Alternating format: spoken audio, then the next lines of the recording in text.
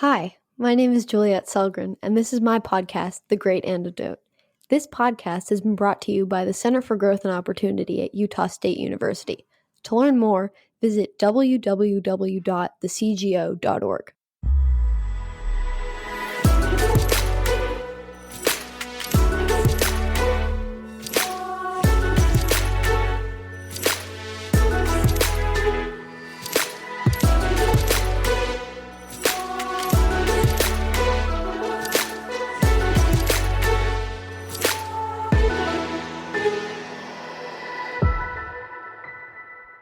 Welcome back.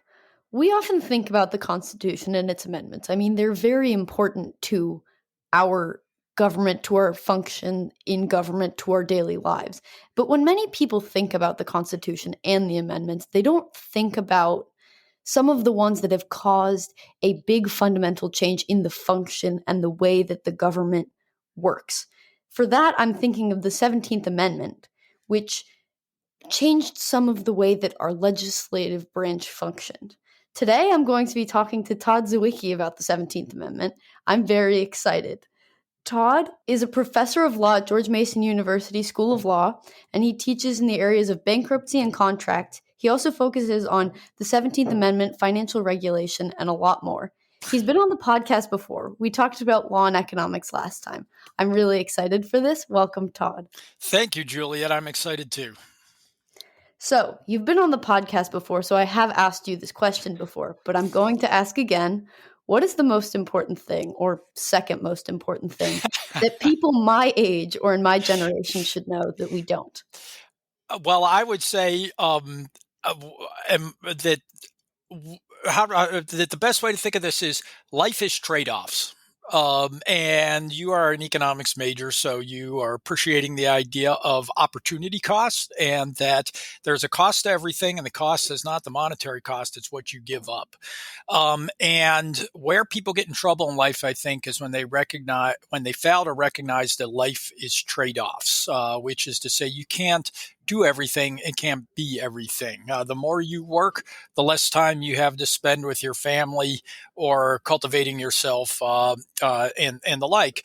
And I think one thing I have learned over time is that the key to happiness is acknowledging and accepting and affirming the trade-offs you make. And this became aware to me, and of all peculiar contexts, the context completely foreign to me, which is in Charles Murray's most recent book, Losing Ground, I think it was called.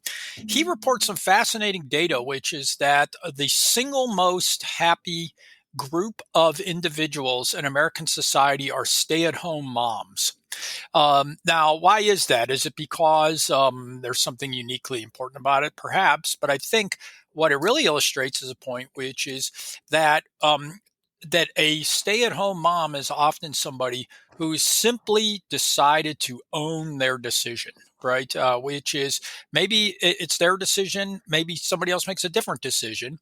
But if you think about a lot of the conflicts people have between work and family life and that sort of thing, where they get in trouble is where they feel like they're cutting corners at both places. And so one of the things I think is interesting is not just making a choice, but consciously making a choice, accepting that choice, affirming that choice, which means accepting everything you give up to do it. And the final takeaway from that then, Juliet, is I think people should really be self-aware and mindful, to use sort of a modern buzzword, about what's important to them.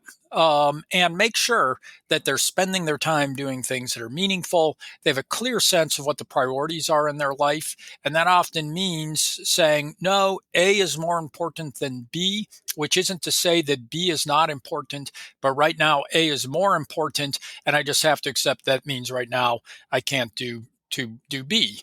And in many ways, accepting that your limitations, accepting that life is short, time is short, and you can't do everything all the time, I think is a real lesson that that takes a long time to accept, because it doesn't mean just looking at what you get, but it also means looking at and accepting what you give up in order to get the things that are actually important in your life.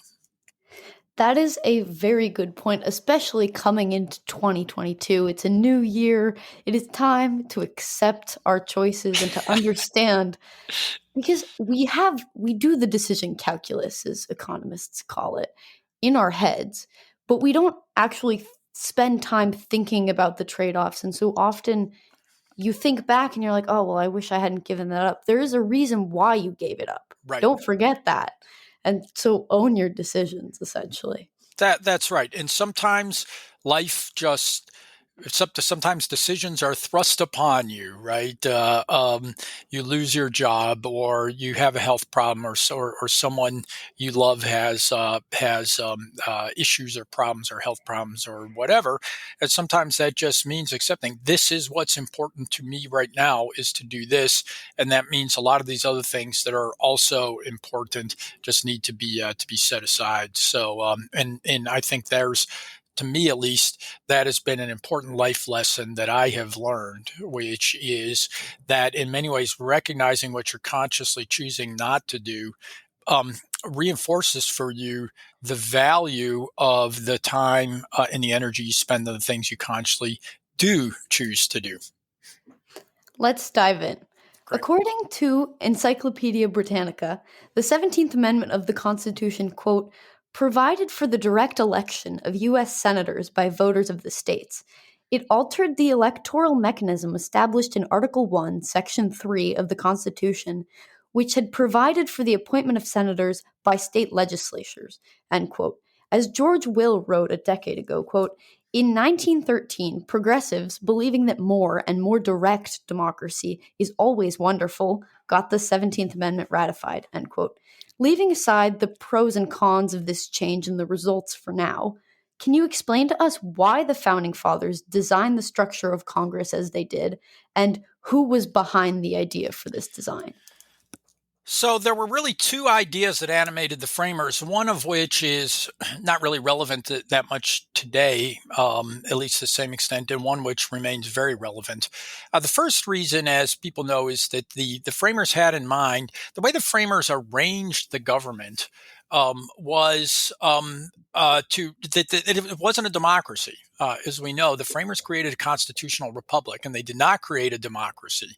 And the way you see that is what the framers did was they created really four, we think of it as three, but really four co-equal bodies in the government. And what's important is that they were all composed and selected in different ways. So, of course, we know the president was selected by the Electoral College, which originally an electoral college, right? Which is that you would vote for electors in your states, who then would use their discretion as to who they chose to vote for president. That soon kind of went by the boards under the pressure of party government. And we essentially got a de facto direct election system that we have now, where it's a state by state, but basically the electors are bound to vote for whoever their state tells them to. The second was the judiciary. The judiciary would be appointed, that's Article 3. They are nominated by the president and confirmed by the Senate and serve for good behavior, which is essentially meant they serve for life unless they do something illegal or the like. And the third was the legislature. And the framers considered the legislature to be the most dangerous branch, they called it, from the standpoint that the biggest problem that arose under the Articles of Confederation was runaway state legislatures. And so what the framers said is that they were going to break this the legislature, Congress, into two bodies. One would be the House. The House is the most democratic body of the federal government, which is the House is elected every 2 years. It's got relatively small districts, and it's basically voted on democracy. The Senate was supposed to be a counterweight to the House. The Senate, it was often said, would be where the saucer to cool the tea, which is the passions of democracy in the House would be tempered in the Senate. And the Senate, we have senators elected for 6 years, and they were chosen to be indirectly elected by state legislatures.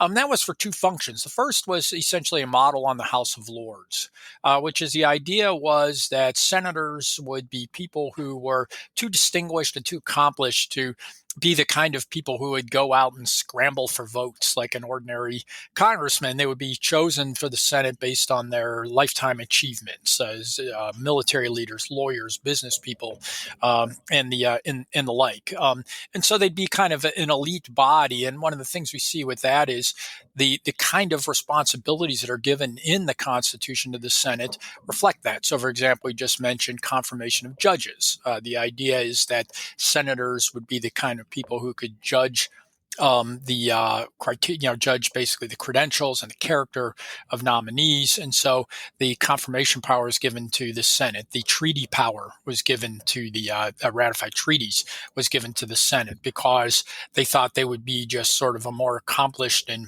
sort of sober group of people.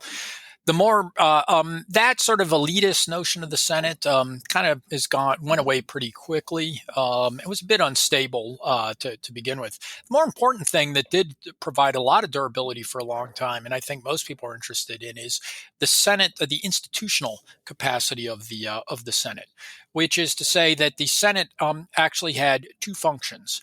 The first was to serve as an important part of the bicameral system, which is the idea is by having senators elected by state legislatures, they would be voted on from a different constituency from the House, and so as they say in Federalist 62, any bill, and in particular any nefarious bill, like say supported by a special interest, would have to get a majority vote in the House, but then also get a majority vote in the Senate, which basically meant being supported by a majority of the states who selected, and state legislatures who selected their senators. And the second real institutional purpose was for federalism, which is that by having senators elected by state legislatures, the idea would be that senators would be especially on the lookout or protective of state sovereignty and state powers of the state legislatures. And as you noted, that was changed in 1913 when the 17th Amendment was ratified. So, why is federalism such an important component, such an important idea? Yeah, the federalism is really, we see this in the Federalist Papers. Federalism is really credited as being the unique American idea. The Articles of Confederation were what was called a confederation, which is all the power rested in the states. And the concern the framers had was that that balkanization, that fragmentation, posed two great threats. The first was simply a risk that the United States would fail as an experiment because the British would come back in and take us over, which is there was a lack of confidence in the ability of the federal government to be able to muster an army and a navy and the like to be able to repel a foreign invader. As we saw in the War of 1812, even after the Constitution, there were still, it was still a dangerous world for the United States at that point. But the other thing was that the internal frictions among the states were basically creating disunity and undermining economic cooperation and the like. States were imposing trade barriers against each other. They were, a debtor who owed money in New Jersey and didn't want to pay it could just skip off and go to Georgia or someplace, right, and not have to pay their debt because we didn't have a very good system for doing that. So it undermined the commercial enterprise and the common market of the United States. Federalism, the United States experiment, was some powers would be given to the federal government, really related to those two powers: interstate commerce and protection of the United States against foreign invaders. But everything else would be left to the states. Why? Basically because people have different preferences. People live in different areas in different ways. What people want in Arkansas is not the same as what people want in Vermont or New York. And so the idea is that you could allow people to match up their preferences with their local governments. The second thing is that it's a mechanism for protecting against government overreach and government abuse, which is, as New York is learning much to its chagrin. New York keeps raising taxes, Connecticut keeps raising taxes, and basically what ends up happening is more and more productive, wealthy people just move to Florida. California keeps raising taxes and over-regulating their economy. And so Elon Musk says, forget it, I'm moving to Texas, right? And so federalism is a real vehicle for liberty, both accountable government as well as liberty and individual freedom, by allowing people to move to places where the government doesn't oppress them quite as much.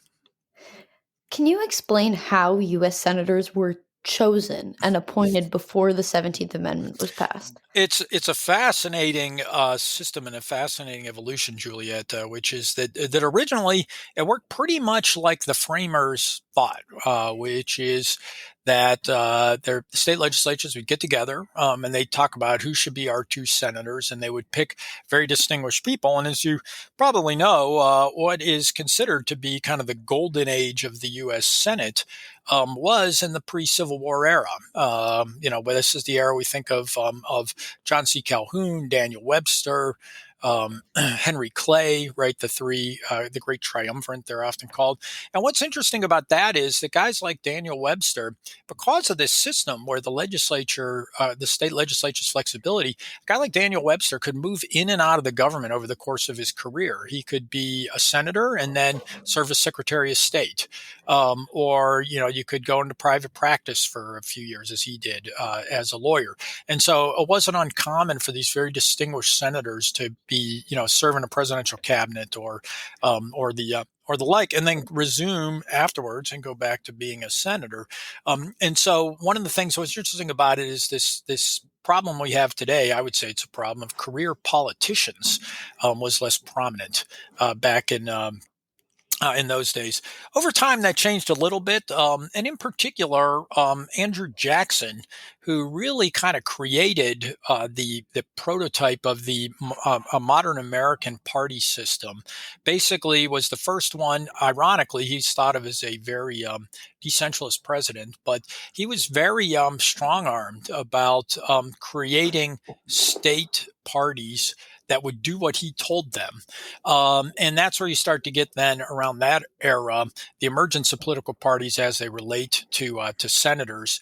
And eventually what happens by the post-Civil War era in the late 19th century is states start adopting various different types of direct election rather than having the state legislatures choose themselves. Sometimes they're primary, sometimes they would just pledge to vote for, they would have a straw poll and the two candidates would pledge to support whoever the people picked. And so by the time the 17th Amendment came around, there were a variety of systems. A lot had some degree of direct election. Others did it the old-fashioned way, and the state legislatures still picked. But there was a heavy party influence, obviously, involved in that. I know that there's a debate about whether the design that the founders created gave state legislators a little control or a large amount of control over senators. I think you argue that state legislative control did have a substantial effect on the way that the Senate and the U.S. government operated. Can you make the case to us? Of course, yes, and this is wonderful, fascinating history about how this actually operated. Which is, there's two aspects of it, which was the sort of formal rules which mattered, but then also the informal norms. So let's talk first about the formal rules.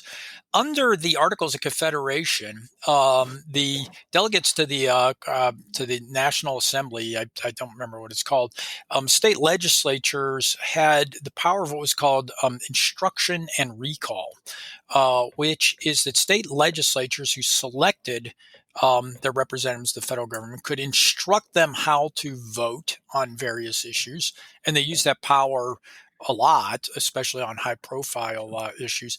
And then if the representative refused to vote the way they were instructed, they could be recalled and replaced by a different person.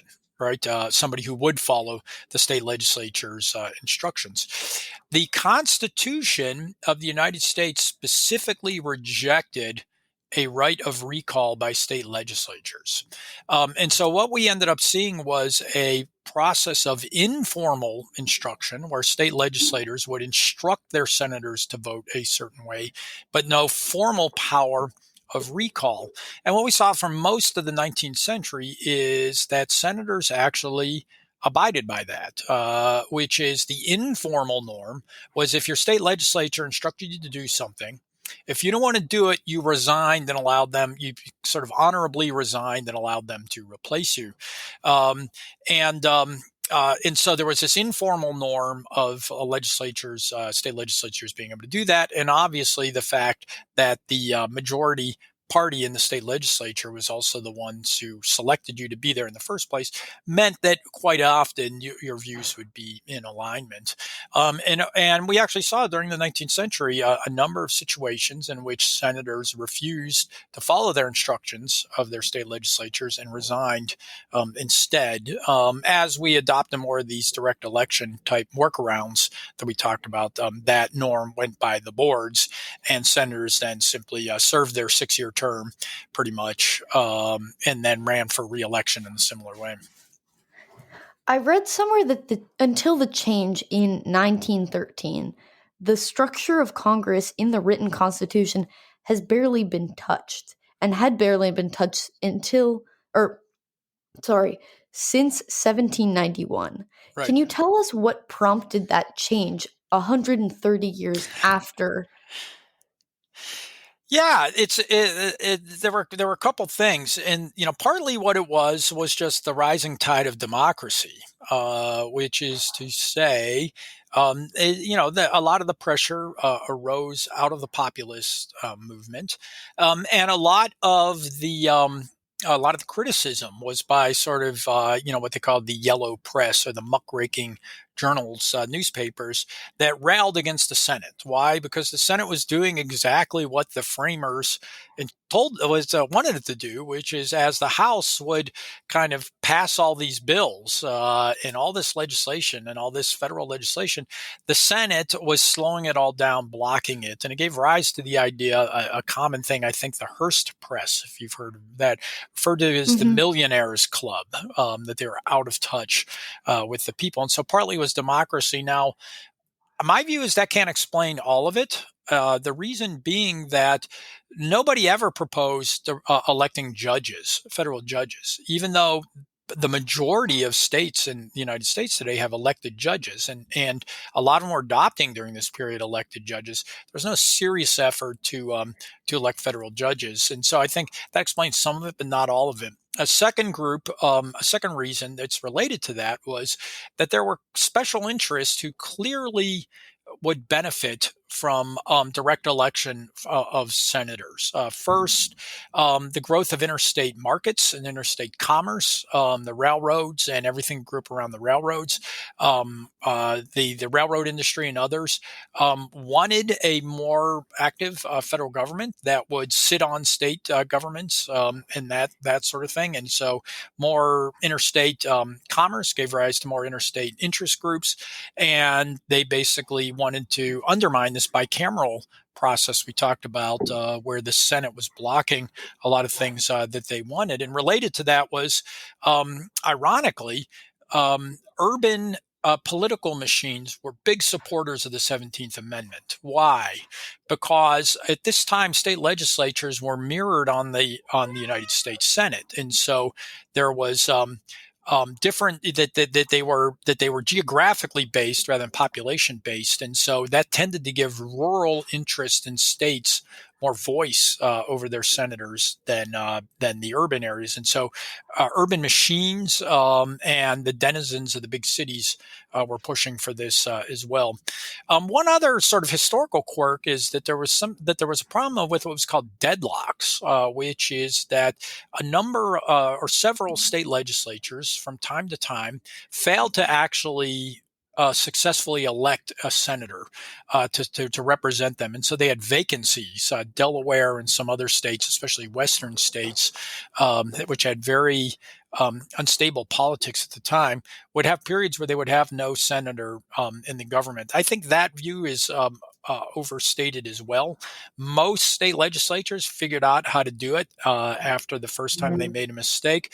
But more to the point was that it was caused by a federal law, actually, that required senators to get a clear majority of their the vote from their state legislatures. And so in places where you had weak parties or political fragmentation, it was hard to rally majority support behind one senator. And of course, the irony of this, Juliet, is that once we adopted the 17th Amendment, we got that you don't have to have a majority vote in order to be elected as a senator now. And it's quite common now that a plurality winner, if there's any strong third party in a state, it's quite common now that somebody who gets 40 or 45% of the vote ends up being elected senator. And so part of that was blamed on state legislatures, but it may have been more properly blamed on this federal law that dictated to state legislatures how they were supposed to elect senators. While the 17th Amendment quickly became very popular, right? I mean, as you just explained, it's come under criticism in the recent decade or so. And it's come under criticism from various scholars for removing an important power that state legislatures possessed. So, where did the renewed interest in the 17th Amendment come from? Yeah, the 17th, and one thing that's interesting about the 17th Amendment is to understand the history of the 17th Amendment, we have to realize that the 16th Amendment, which also provided for the income tax, was passed at the same time. And so what we had was this interesting dynamic where the 16th Amendment, the ability of the government to directly tax people's incomes, basically eliminated the constraint on the federal government in raising tax revenues. And the 17th Amendment basically eliminated the primary constraint on the government, the federal government, in terms of how they spent money and how they regulated, in basically the way in which they instructed states what to do. So why has there been such renewed interest in recent years? Well, one, actually does relate to the initial point we talked about, which was sort of the elite notion and the stabilizing notion of the Senate, which is a lot of times what gets people interested in the 17th Amendment is simply the disgraceful conduct of the Senate. And in particular, some of these just, quite embarrassing carnivals and festivals and they have when they try to conduct a serious confirmation hearing, as we've seen with a number of Supreme Court nominees, for example. And that really concerns people, that the low quality of a lot of members of the Senate and their tendency toward demagoguery on especially the serious issues like Supreme Court nominees really causes a lot of people to wonder how the heck we got here and whether there's a better way of doing it. But I think the more long-lasting criticism relates to the growth of the federal government, and it's pretty clear to me that the growth in the 20th century and into the 21st century of the federal government is very closely tied to the enactment of the 17th and the 16th Amendments together, and in particular the fact that we really don't have constitutional federalism anymore. We've got some prudential federalism, which is to say that sometimes they'll respond and they'll honor federalism, but what the 17th Amendment fundamentally did was change the incentives of senators. The way the framers had arranged the original Senate was the way in which senators be elected and reelected would be by basically treating the state legislatures as their constituents.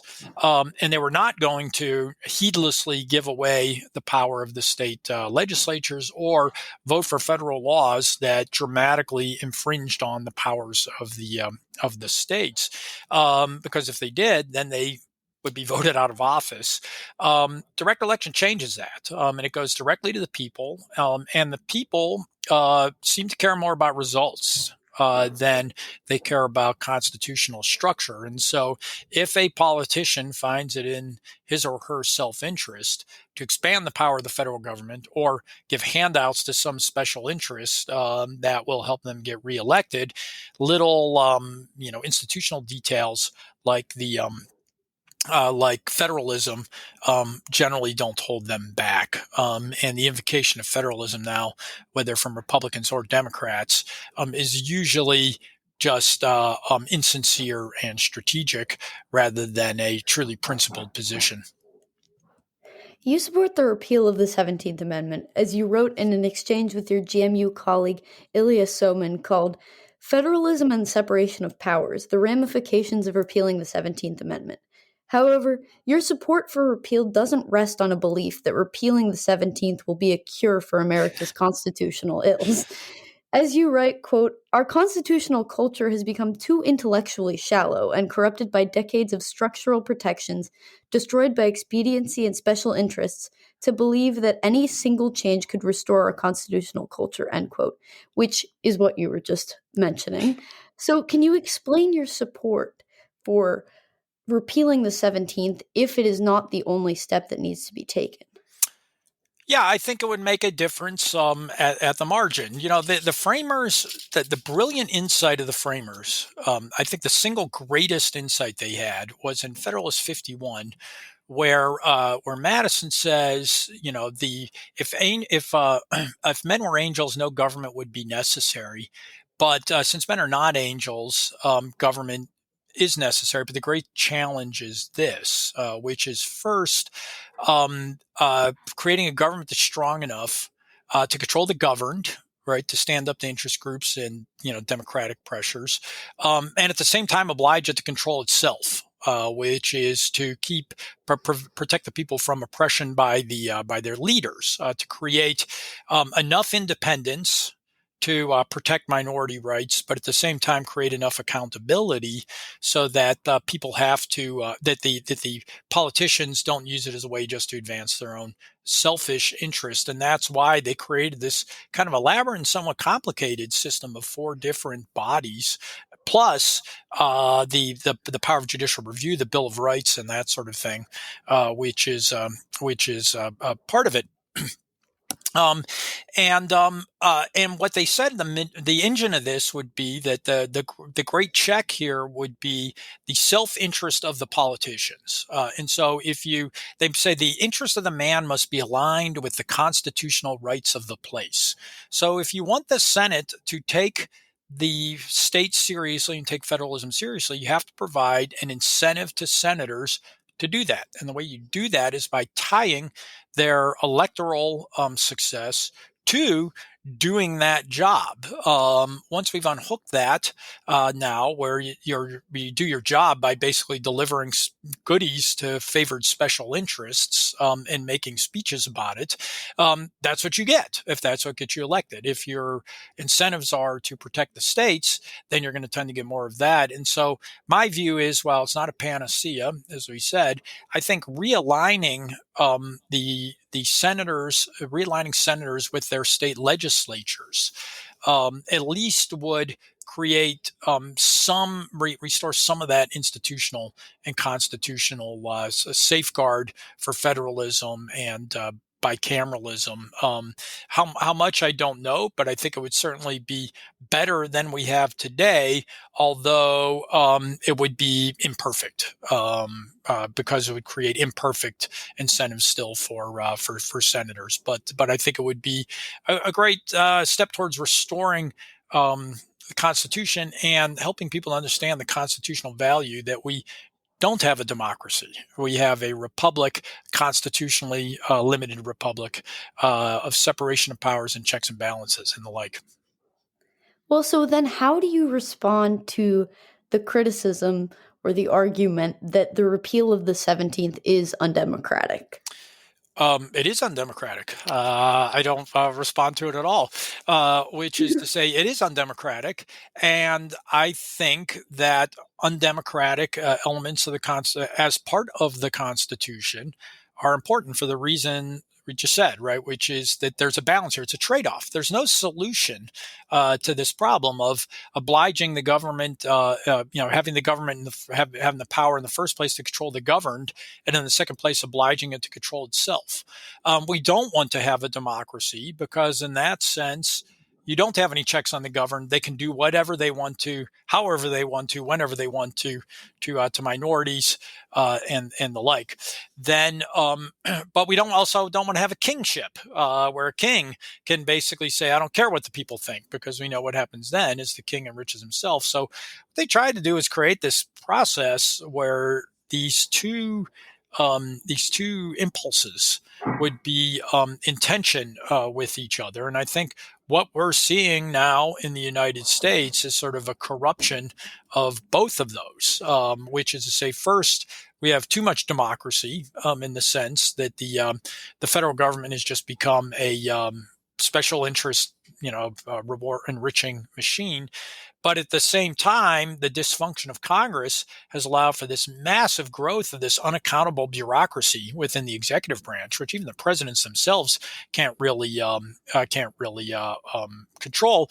And what we see is now, in the pandemic experience is a good example of it, is that the bureaucrats have basically taken on a life of their own, where they are basically running large chunks of the country, and the president's running chunks of the country, and the governors, or in this case the president, their executive orders and other unaccountable type things. So I think that focusing more consciously on both the strengths and weaknesses of democracy is good. And so is it anti-democratic? Sure it is, compared to what we have now.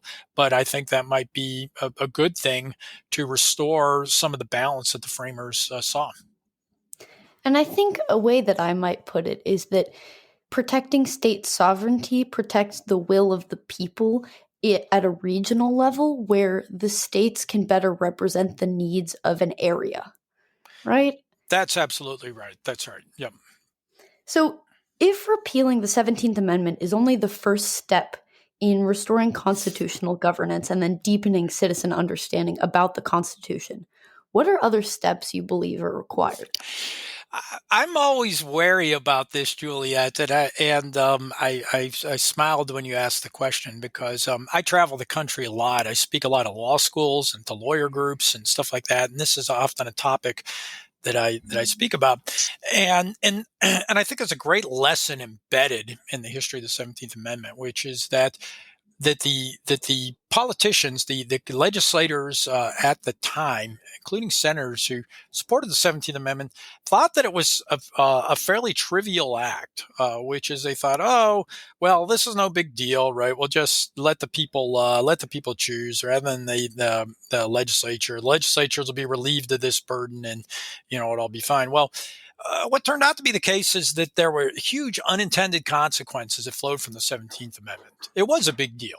And what their assumption was at the time was, I think, that the norms of federalism, after 150 years or so of the Constitution, were so strong that we could remove this formal constraint, and it wouldn't be a problem. What we found out was pretty quickly the incentive structure of direct election overran those traditions. And the lesson there, Juliet, gets to my point, which is that whenever I travel the country and speak to people, a lot of people have some sort of silver bullet that they say, this is the one constitutional amendment that's going to save America and turn this all around, right? And maybe it is getting rid of partisan gerrymandering for Congress, or maybe it's the balanced budget amendment, or maybe it's some amendment that will allow the states to repeal state laws or federal laws, and that sort of thing.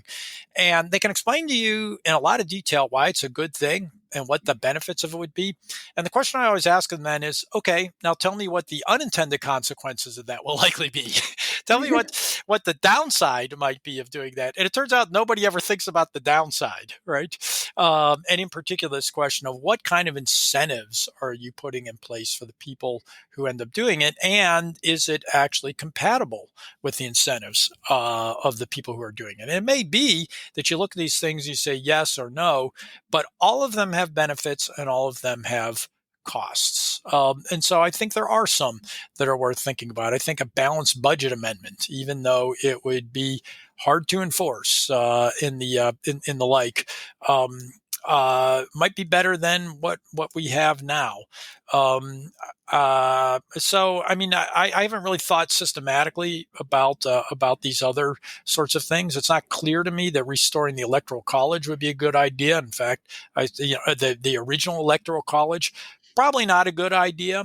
But a lot of it, and I think a lot of what it is just enforcing the Constitution we have, which the Supreme Court has been pretty lax about it many times in history. And so a lot of the stuff is there right now in terms of enforcing the separation of powers, enforcing constraints on the federal government via federalism. And it's not so much a need to change the Constitution as persuading the courts to enforce the Constitution that's there already. And in terms of the 14th Amendment, if you want to learn more about the 14th Amendment, listen to my conversation with Randy Barnett about it. The Supreme Court was more than lax. They were very aggressively anti-14th Amendment and just took away everything it meant. And so restoring that, I think you're onto something, that sort of thing would make a significant difference.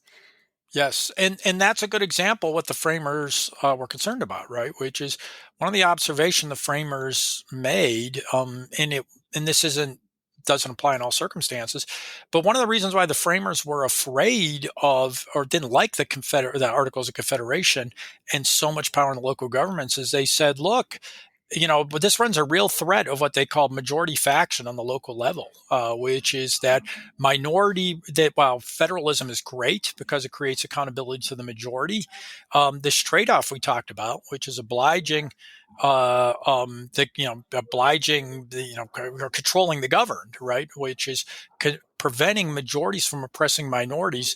There's good reason to believe, as the framers observed, that that's a bigger problem on the local level and the state level. And we saw that, where the majority of whites use the power of government to oppress the minority of blacks. And that's just what it was. And that's why then the 14th Amendment was designed to offset that. And as you said, the failure to enforce it properly led to these really awful oppressions of minorities in the country. And so, even in that lesson itself, you see some of these tensions that the framers were wrestling with, and many of the ways in which what they saw was really quite perceptive.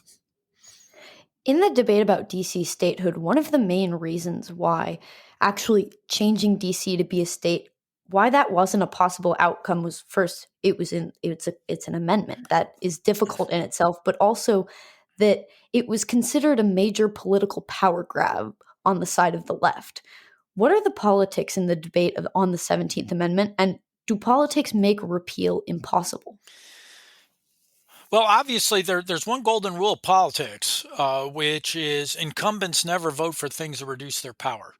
So you would basically have to get a constitutional amendment, assuming that we would never have a constitutional convention, which I think is a valid assumption because I don't think people fear a constitutional convention at this point. The way amendments get passed is you have to have 2/3 of the House, 2/3 of the Senate, and then 3/4 of states ratify it. And it's hard to imagine that 2/3 of current senators, career politicians who have great incumbency advantages and obviously like being senators, this would require them to basically vote against their own interest. And that simply doesn't happen. And so, for example, the golden rule of campaign finance reform is it always helps incumbents, period, right? Regardless of what else happens, it always helps incumbents. And it's the same here. And so this is one that's uniquely difficult to see how it comes about because senators would basically have to vote personally against their own interest to bring this about. And that's a pretty burdensome hurdle. The second thing is that there are a lot of people, especially powerful interest groups, who like the way the system works now, precisely for the reasons we said, which it's a lot easier to lobby Congress and lobby 100 senators to get 51 to vote for it than it was prior to the 17th Amendment, when, just as the framers said, you would have to persuade a majority of state legislatures to agree with you in terms of, instruction to their senators, or the informal ways in which they interacted with senators. And so, there's a real favor machine, a real rent-seeking interest group machine that is oiled by direct election of senators, that those interest groups would be very active in blocking any efforts to reform it. So we're kind of stuck. It's kind of a non-starter, and so I think a more plausible way of doing it would be the Supreme Court needs to recognize that the 17th Amendment was intended to change the vehicle for protecting, the mechanism for protecting federalism, but there's no indication that they intended to or thought they were killing federalism as a constitutional value. Now, my friend Ralph Rohner disagrees with that. He thinks it really was an assertion of federal government and a deliberate design to reduce the power of federalism. I disagree. When I read the debates, I think they just thought that they were making a little tweak. But I think that given that the plausibility of repealing the 17th Amendment, I think what we should be doing is urging the Supreme Court or some other institutions of the government to step up and protect federalism as a constitutional value now that the self-enforcing political constraints have broken down. Thank you so much, Todd. That is unfortunately all the time we have. But before we go, I want to ask you the final question. What is one thing you believed at one time in your life that you later changed your position on, and why? So I'm gonna get a little heavy with you on this one, Juliet, which is again, I guess this is life lesson, which is about 15 years ago, I discovered my faith, which is that I believed that my powers of rationality and reason were strong enough to help me identify what was important to me in my life and how to get through life. Talking about, as I said earlier, which is creating a coherent and clear hierarchy in my head of what was more or less important than other things. And I discovered that was not true, and that I felt a spiritual call that I answered. It has been very rewarding to me, and has given me a sense of purpose in life that I found that I was lacking. I feel like that is because I was touched by truth. But whatever the source of that meaning, to me, it created a sense of calm and coherence in my life that turned out to really kind of orient me, and to help me understand what was more important and less important, and what I could control in my life and what I couldn't. And so that was a big one I changed my mind on, which is I was probably sort of an agnostic who never really thought about it, and sort of a variety of life pressures and the like led me toward that. I'll add one last one just as a footnote that's especially relevant nowadays. This spring, I had a terrible case of something called Ramsay-Hunt syndrome, which is a very dangerous form of shingles, and my doctor at the time basically committed multiple acts of malpractice. And one thing I changed my mind on and learned from that is I've become much more aggressive about making my own decisions about my health, and investigating things, and discovering for myself what the right way to do things is and what's good and what's bad, and not just relying purely on the so-called experts, or certainly not the so-called medical consensus, but recognizing that every person is separate. Every person's medical history is separate. Every person's what's appropriate is different. And so I would say that attitude I had of sort of respecting the authority of my doctor was really disabused by one act of malpractice, and I would urge people to really take ownership over their health decisions in the life and the like, and really understand what they're doing. Well, that's all we have time for today. I'd like to thank my guest once again for their time and insight. I would also like to thank everyone who listens, subscribes, and shares the Great Antidote podcast. If you would like to be on the podcast, have a guest in mind, or have a topic in mind, please feel free to reach out to me at thegreatantidote@thecgo.org. Catch you next time. Bye!